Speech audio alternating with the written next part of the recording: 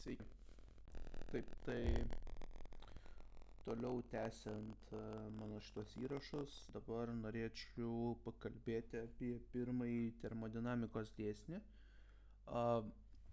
Jeigu buvo daugiau mažiau aišku, apie ką aš kalbėjau praeitos kartus, tai turėtų čia viskas būti labai paprasta.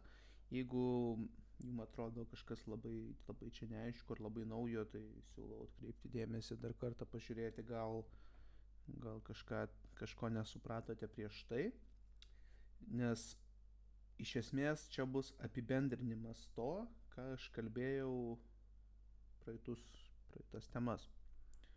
Tai mes sužinojome, kad jeigu turime, neveikia tas dalykas, kad į šeipsus gražius pavirstų. Whatever. Taip, tai mes žinome, kad jeigu turim kokią nors termodinaminę sistemą, pavyzdžiui balioną, balione, kas yra viduj? Baliono viduj yra dujos. Tai jeigu mes norime pakeisti šitų dujų esančių balione vidinę energiją, mes galim paprasčiausiai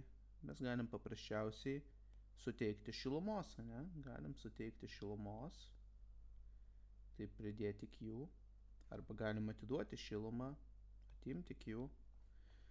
Kaip dar galim pakeisti?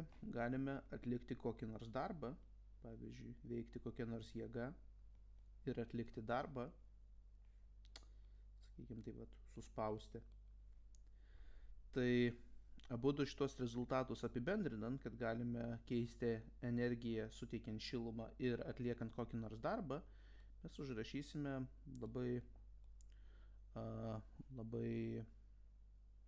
patogiai vienoje formulėje, kad uždaros sistemos energijos pokytis bus lygus suteiktai šilumai plus darbui, kurį atlieka išorinės jėgos. Dabar čia yra ganėtinai tokia slidi vieta, kad šitas darbas yra išorinių jėgų atliktas darbas. Okay. Nes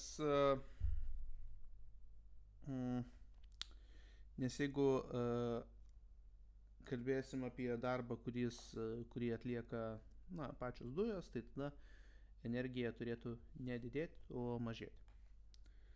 Tai vat. Bet formuliai būna įprastai išorinių jėgų atliktas darbas. Tai šitą formulę mes ir vadiname pirmuoju termodinamikos dėsniu, kurį galim apibūdinti taip, kad energijos pokytis uždaroje sistemoje yra lygus sistemai suteiktos šilumos kiekiui plus išorinių jėgų į sistemą atliktam darbui. Nes gali įvykti ir tas, ir anas. Dabar keletas svarbių pastebėjimų. Tai pirma,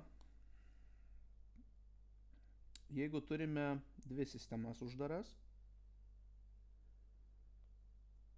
ir kažkaip tai mes padarom, kad jos sąveikautų, vat, apskritimas ir keturkampis. Šitas turi keturkampis vidinę energiją U keturkampio, šitas turi U apskritimo. Taip, tai jeigu žinome, kad, sakykime, keturkampio, tai yra apskritimo temperatūra didesnė negu keturkampio temperatūra, mes žinome, kad iš apskritimo keliaus šiluma į keturkampį, ne? Q keliaus. Tai vienas dalykas, kad jeigu apskritimas atiduoda šilumos kiekį delta U. U nulinis, tai šitas keturkampis priima šilumą delta U keturkampis. Ja? Ir čia galioja taip pat energijos tvermės dėsnis, kad jeigu nieko aplinkui kito nevyksta, tai atiduota energija delta U apskritimo turėtų būti lygi gauta energijai delta U keturkampio. Tai galim šitą taip pat rezultatą užsirašyti, kad delta U keturkampio bus lygu minus delta U apskritimui. Dabar kodėl čia atsiranda šitas minusiukas? Todėl, kad apskritimas atiduoda energiją, tai jo delta U turėtų būti mažiau negu 0, nes jis atiduoda, o šitas delta U nulinis yra daugiau negu 0, nes jisai priima. Bet kadangi yra tas pats energijos kiekis, tai jeigu padaugintume vieną pusę kart minusą, turėtume gauti tą patį. Tai va. Tai toks šitas ir pirmas termodinamikos dėsnis.